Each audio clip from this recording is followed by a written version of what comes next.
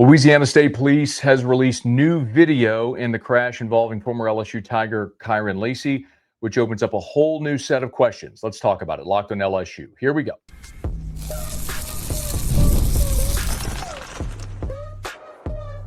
You are Locked On LSU, your daily podcast on the LSU Tigers. Part of the Locked On Podcast Network, your team every day.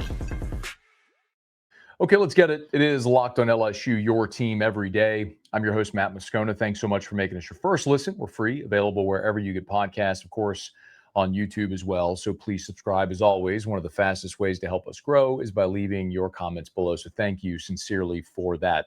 And thank you for being here with us. I have explained in a previous video that as the Kyren Lacy story continues to evolve and unfold, the way I'm going to handle it here on the channel is I will dedicate individual episodes to advancements in this story.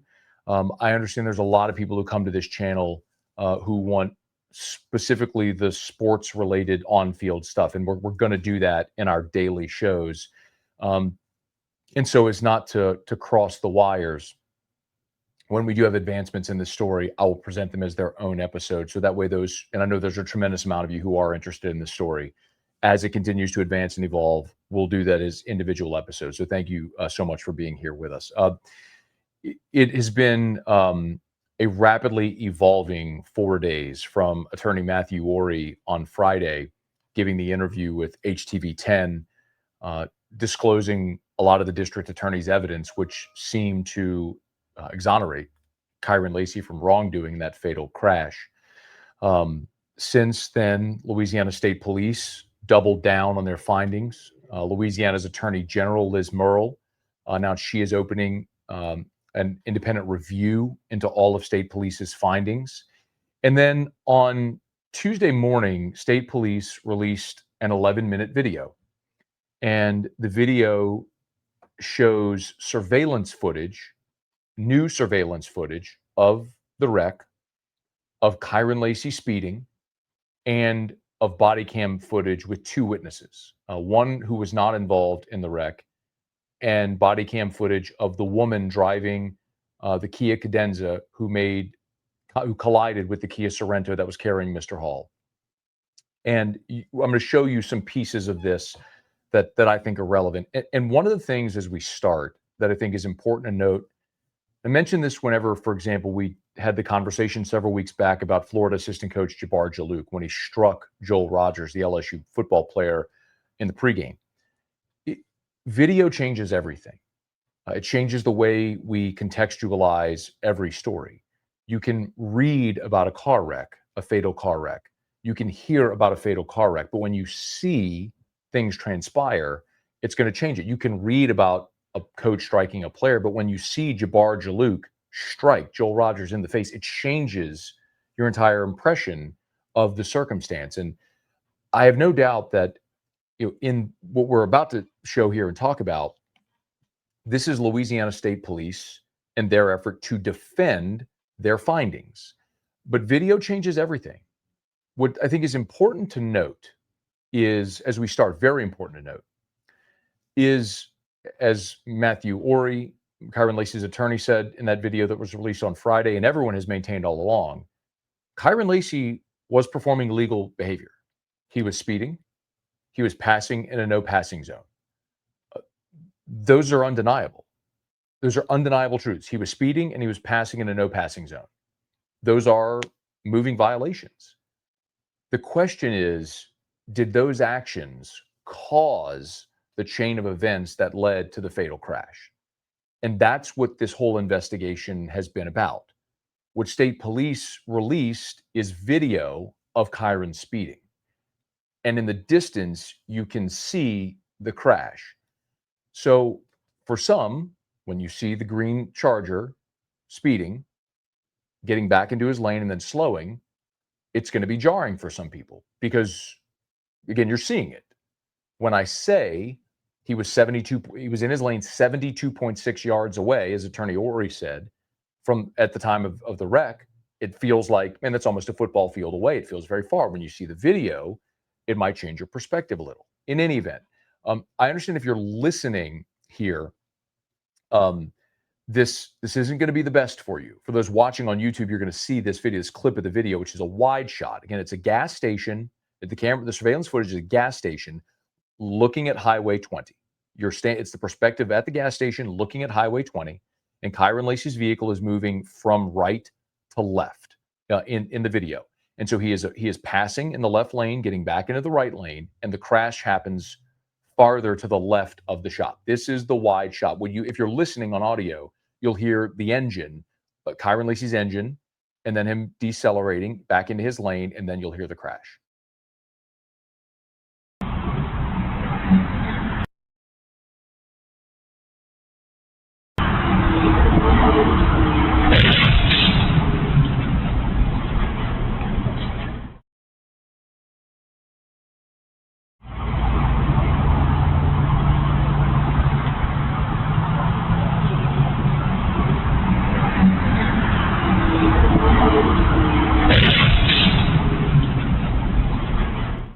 What strikes me most when I watch that is that Kyren Lacy is back in his lane, and there's nearly a full 3 count before you hear the impact.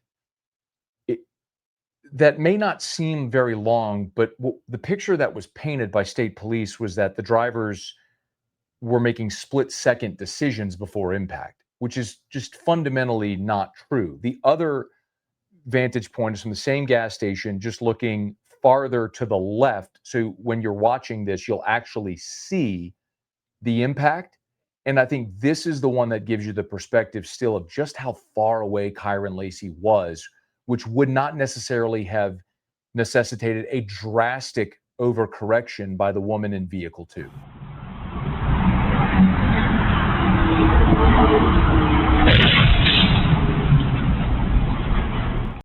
So again, I can play that again for you. The wreck is happening in the top left of the screen as you're watching it. But what you'll notice is Kyren is safely back in his lane, and then you're going to hear the wreck again.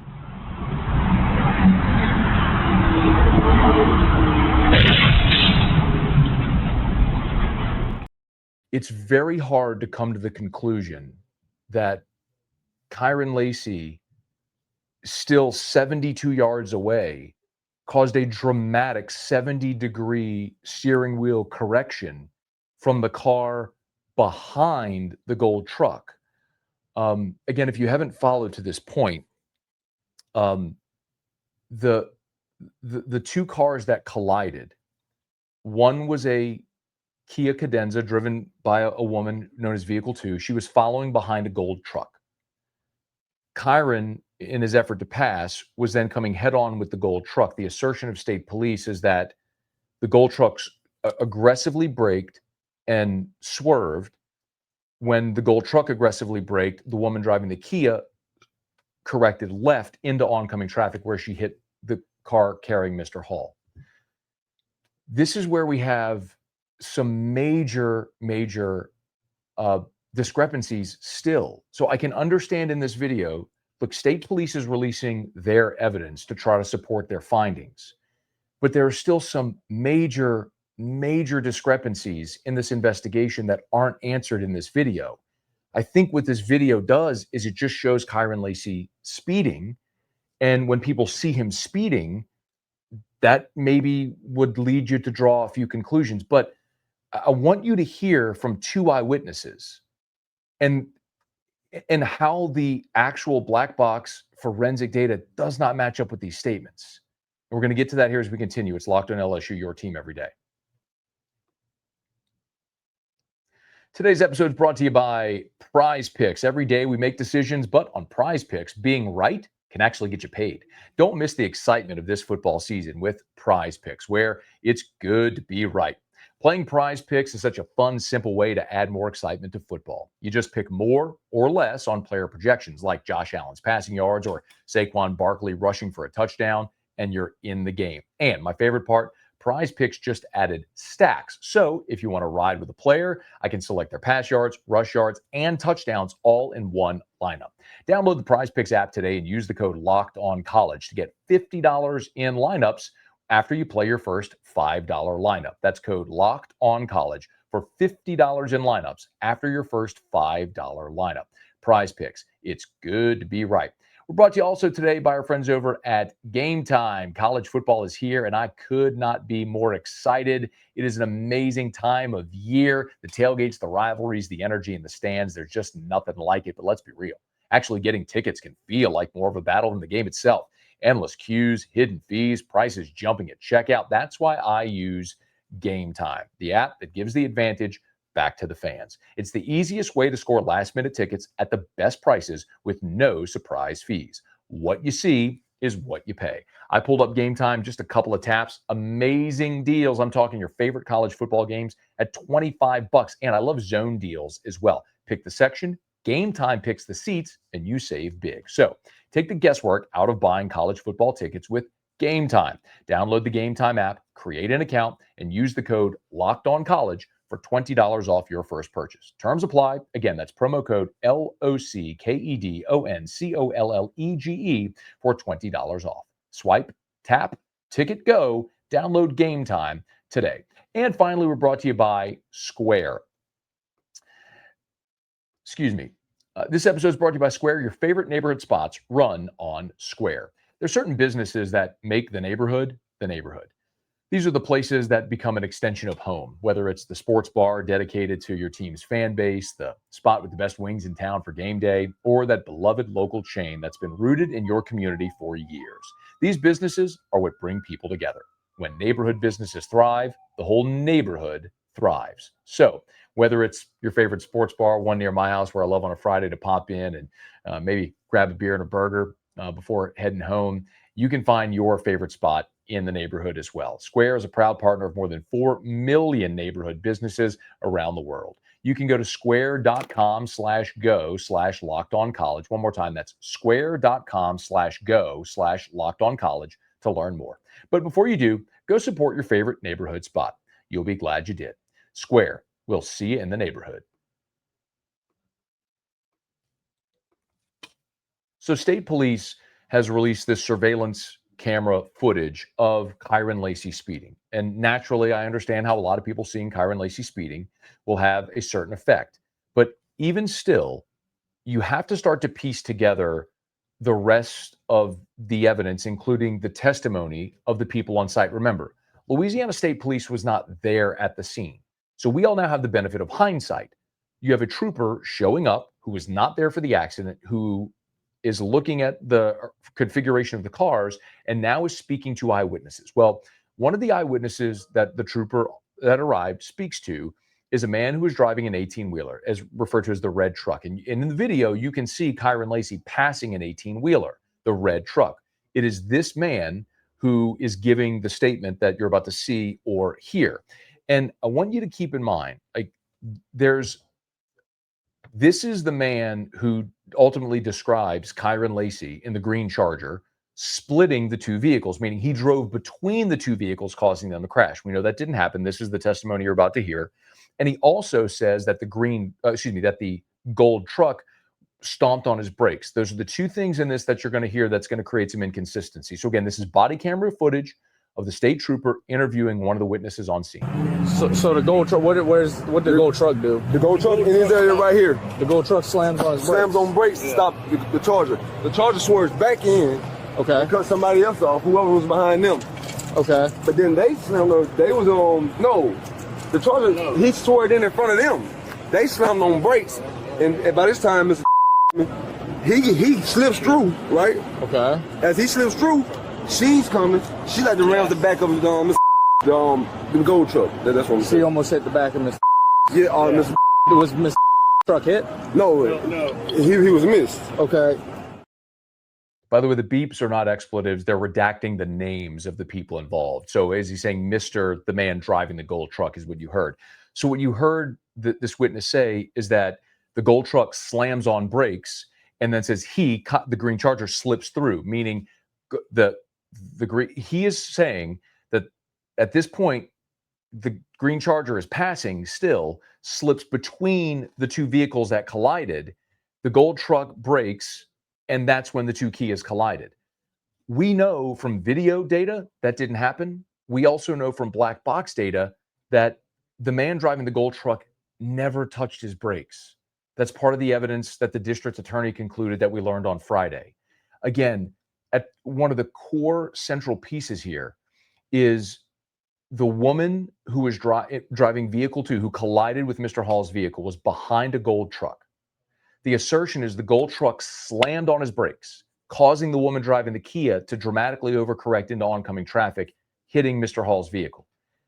It is very clear, obviously clear from the video, the multiple angles of this we have seen, that, and from the black box data, and from the testimony. Remember, this is the man who gave the testimony at his home who said, I never slammed on my brakes, I didn't skid mark.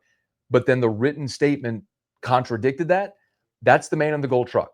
So effectively, the man in the gold truck never hit his brakes, never stomped on his brakes. And still this woman behind him in vehicle 2 corrected 70 degrees into oncoming traffic. So if he never aggressively braked, and again, an eyewitness is saying he stomped on brakes, okay, which we know is not true. The woman driving the Kia who collided with Mr. Hall's vehicle, she suffered a broken ankle in this accident.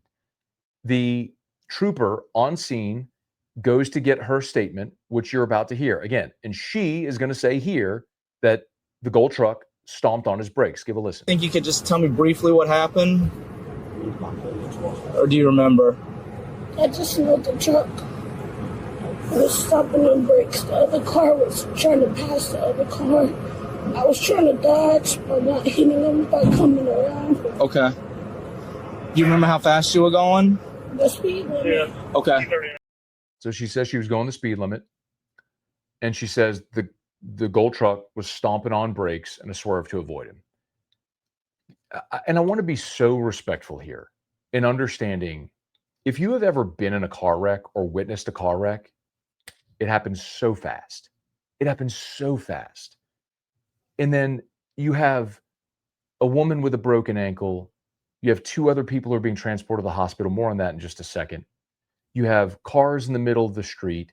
You have fire engines. You have state police. People are asking questions. There's paramedics. There's a lot of chaos. People are trying to piece together what happened in a split second. Adrenaline's rushing. Like, we all have the benefit of sitting back months removed with the benefit of hindsight to be able to analyze all of this data and information. So I'm very respectful of the people in the moment, maybe trying to recount what they saw, having some inaccuracies, which is why it's important to piece together their statements with forensic data, black box data, surveillance video data, all of it, to try to piece together the picture. I'm not saying the gentleman who was driving the red truck who gave his statement was lying. He was probably upset. It's a man who was driving an 18-wheeler, trying to do so safely, and a green muscle car speeds past him in a no-pass zone. I'm sure he was upset. I'd be upset too. But because Kyren Lacy was speeding and passing in a no-pass zone does not mean he was responsible for the wreck. And again, we continue to go back to the point, because ultimately, if you take it in reverse, if you re-engineer it in reverse, the woman says that she swerved into oncoming traffic because the gold truck stomped on his brakes. And he stomped on his brakes because Kyren Lacy was coming at him. Well, the green Charger was back in its lane 72 yards away, and the gold truck never braked. This is not opinion. We know this to be objective data. We see it in video. We have the black box data. And the man driving the truck gave his testimony where he said he never braked. There were no skid marks. He didn't brake. So the man driving the gold truck never broke. Kyren was back in his lane, and still this woman dramatically swerved. Why? To me, and this is where I've told you, I'll be very clear when I'm editorializing and when I'm presenting information. I'm editorializing here. This was an issue where she was a distracted driver. She tells the story, she's eating Funyuns, she's listening to her music. She probably took her eyes off the road. She came upon the gold truck quickly. She never broke. She was a half a second from impact of the gold truck. This is all the black box data. She never hit her brakes. She was half a second from impact of the gold truck. She corrects 70 degrees to the left into oncoming traffic and hits Mr. Hall's vehicle. Was that caused by Kyren Lacy? Like, her correction had nothing to do with Kyren Lacy. because the man in front of her, the gold truck in front of her, didn't react, didn't brake. That's where there's these inconsistencies that have to be reconciled. And I don't know that you can. And it gets even uglier and messier when you start to realize that the man in the gold truck gave a statement, and his statement on camera is inconsistent with the written statement that is not in his handwriting or signed by him, which then leads you to believe, why were they crafting this narrative? Were they just trying to stick with what their original narrative was? And then the district attorney in Lafourche Parish did not accept state police findings, did not want to file charges against Kyren Lacy. And you start to ask a lot of these questions. So I'll go back to the beginning, which is to say, you're going to see video, yes, of Kyren Lacy speeding, but no one's ever disputed that. He was speeding and he was passing in a no-pass zone. Those are illegal. That's illegal behavior, and he should have been ticketed for it. But that does not mean he's the one that caused the chain reaction of events, because for that chain reaction to be set off, the first thing that needed to happen was that gold truck slamming on his brakes. And that never happened, clearly, from video and from everything we see. So you keep piecing this together, and I understand why state police released that video. They're trying to gain support for their findings, but it only introduces more inconsistencies in their testimony when the two eyewitnesses are saying the gold truck slammed on his brakes, and we know objectively that never happened. The other thing in this video that's very interesting, and this might be burying the lead a little bit, you hear bystanders tell the state trooper on the body cam footage of the injuries. So we have a broken ankle and there's 2 back injuries. The 2 back injuries were Mr. Hall and the person driving the vehicle he was in, which tells you that at the scene, they were not incapacitated. I think we have the perception of this gruesome crash where a man was so badly injured and they couldn't save him at the hospital. The paramedics showed up, they took him away. There was a broken ankle and 2 injured backs, is what they said. You don't typically die from a back injury in a car wreck. I don't have the answers to that part, by the way. I'm not suggesting I do. And every time I talk about Mr. Hall, I want to do so with the utmost respect, because there's a family who's mourning the loss of a husband, of a father, of a friend. That is something I think that needs to be answered as well, because could Mr. Hall and the person driving his vehicle have provided their accounts as well? The other thing that bears mentioning is we still do not have the account of the person riding in Kyren Lacy's car. Kyren had a passenger in his vehicle. We know that to be true. And there's no record of that testimony, which I think is another part that needs to be told in this story. So, as I've said and will continue to say, this is far from over. You have very conflicting points of view, and state police, which is trying to justify its findings, which even with the video released now, still finds things that are inconsistent and opens up an awful lot of questions. A lot of questions we addressed in our previous episode when we talked about Attorney General Liz Murrill opening her independent review. And at the top of the list has got to be the state trooper going to question the man in the gold truck, trying to coerce his testimony, and then having inconsistencies with the written statement and what that man said on camera. Again, I don't think this is anywhere near being over. And as it continues to evolve and develop, we'll talk about it here on Locked on LSU. So please subscribe. If you're on podcast, please rate us, leave a review. If you're on YouTube, please smash the like button, subscribe to the channel, and hit the bell so you're notified whenever we post a new video. And let a friend know if they love the Tigers. We got you here every single day. It's Locked on LSU, your team every day.